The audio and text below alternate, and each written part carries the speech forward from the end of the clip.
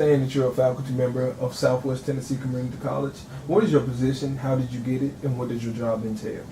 I'm an assistant professor here in communication, graphics, and fine arts. I've been here for about 6 years, going on 7 years.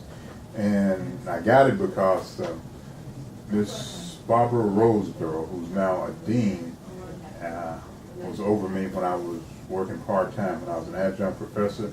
And then the position came over when Anastasia Heron left, retired, and then the position came open, and she asked me if I wanted it.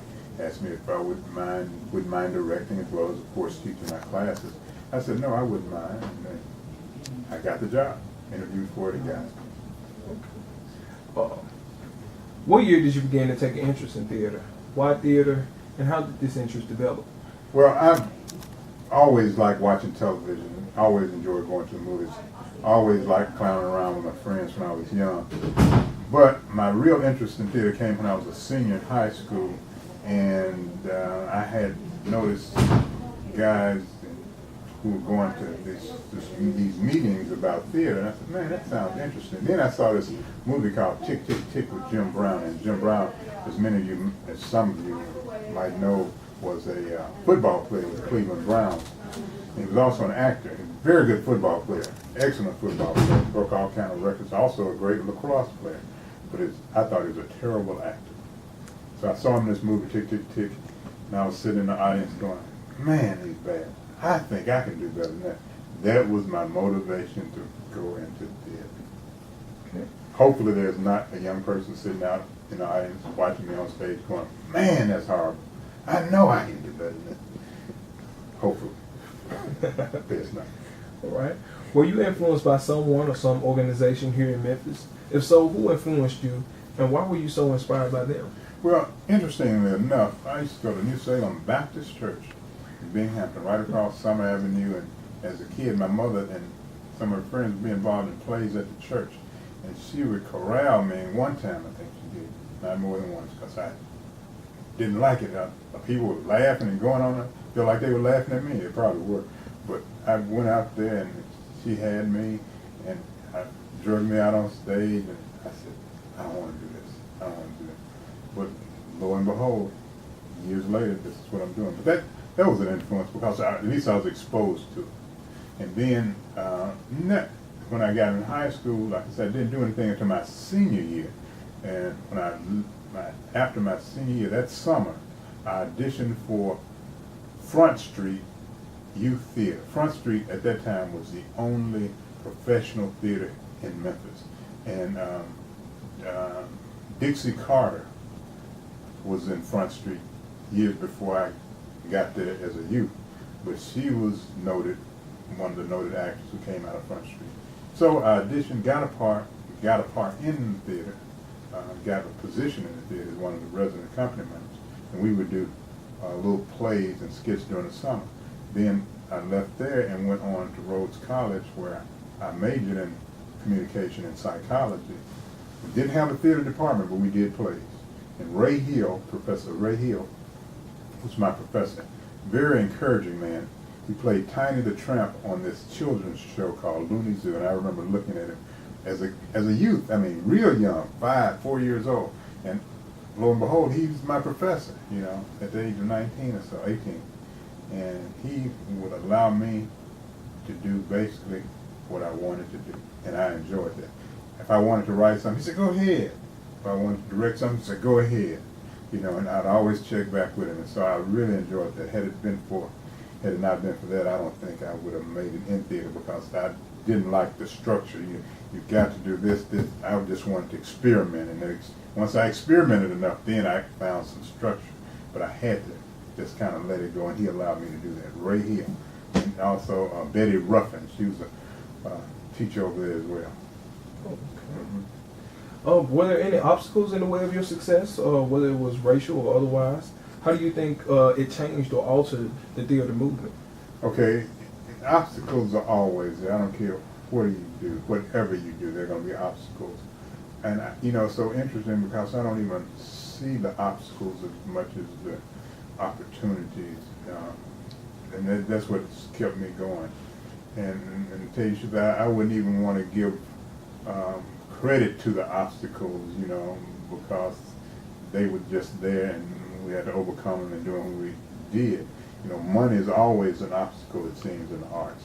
So you gotta raise money to do this. You gotta try to get grants. You know, deadlines are obstacles. You got 4 weeks to direct a play. 2 people drop out. What do you do? The main character drops out 2 nights before the show. What do? Theater is fraught with obstacles. And that's why I think it's such a great learning ground for life. You know, come hell or high water, 4 weeks, you got to come up with a show. You know, come hell or high water, 6 weeks, you got to come up with this musical you told everybody you're going to have, and you got the space for it, and you possibly have already sold tickets for it. You got to do it. I don't know too many businesses that operate on that model that have to do it. They say, oh, we'll postpone it to another. No, you got to do it. You know, as they say, the show must go on.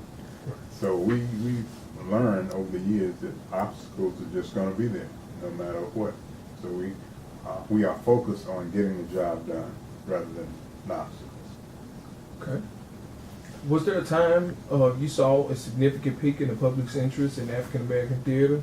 Who or what was the cause, and how did it happen? Well, there was a peak during the, as we used to say, the Black Power movement in the late 60s and 70s, because African Americans were coming into our own, because so much was not told about us, and we wanted to find out as much as we could, and so we put it into plays, we put it into literature, we put it into dance, we put it into poems, and so that theater was just a part of our expression, and it peaked. You know, there was so much out there in a sense, and people were hungry for it, both audience as well as those who were participating in providing the theater.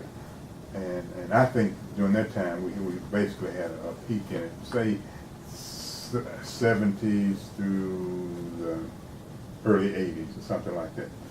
And also there was money sometimes that are not there now.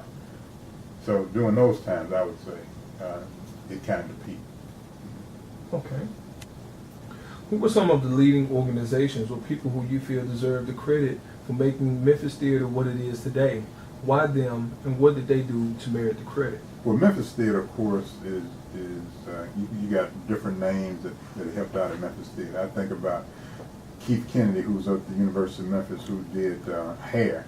He also was one of the first directors to elicit or solicit the black students to come over to the theater company, I mean, to the theater and participate in the shows. You know, he would go, hey, you want to be in this show? Janice Fullerlove, who was Janice Jones at the time, was one of those students. She was in hair. Danny Drew was in hair. Some other black people were in hair that wouldn't have been in production had Keith Kennedy not said, okay, come on over, we want to include you in this show. Because they had seen some students do El Hajj Malik Shabazz in the student center, and it was packed. And I think over at the University of Memphis in the theater, they were doing a show, nobody was there. So Keith Kennedy went over there and said, hey, we need to recruit these young black folks. So Keith Kennedy, he just passed a couple of years ago, he deserves a lot of credit. Of course, Jackie Nichols started Playhouse on the Square, Circuit Playhouse. Then the people who were involved with Front Street Theater, Beale Street Repertory Company, myself, and 5 other people started. John Wilson, John Spider Wilson, Deborah Harden, Hard Rock Gentry, Harold Gentry, Gregory Boyd, Ron Park, I think I may have mentioned his name. So these people started Beale Street Repertory Company. Joe Selman was a part of us at the very beginning for a short period of time before he went to Howard University and started working there. And Dopway House actually was in the early 70s, possibly late 60s, with Tony Thomas, who started that. And from what I understand, they had an association initially with the Catholic Church. But they did some great things. And not only were they doing theater, but they were doing the visual arts. Some dynamic people came out of there. Luther Hampton, David Green, these were visual artists. Harriet Buckley. You also had a young man by the last name is Gill. Tony Thompson, he was one of the actors over there. You had a bunch of people who were extremely good who came and went came out of there and went other places. So those are some of the ones. Irma Clanton, Evening of Soul, did a great job with the soul cast. She had some wonderfully talented people. Deborah Manning was one of them. Deborah's still singing all over the city doing different things. She also played in one of Hattie Lou's plays not too long ago. Great singer, great voice. She did a couple of plays with us. One of the shows she did was the Black Nativity we did at the Cook Convention Center. So you had these people who were just excellent in what they did, producers, directors, actors, that came out of that black theater movement of the 60s and 70s. Being in theater then and looking at theater now, what it's become, did we drop the ball?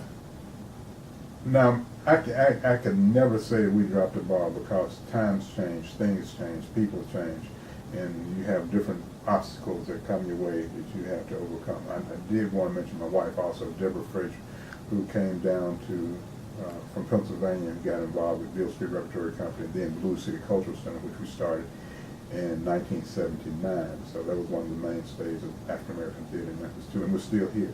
But no, we didn't drop the ball. Things just changed. When money's dry up, you go elsewhere. In the wild, when the water hole dries up, animals have to go somewhere else to try to find water.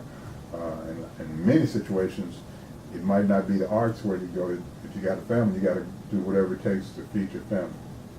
And I saw this with some older guys that I knew who were in music.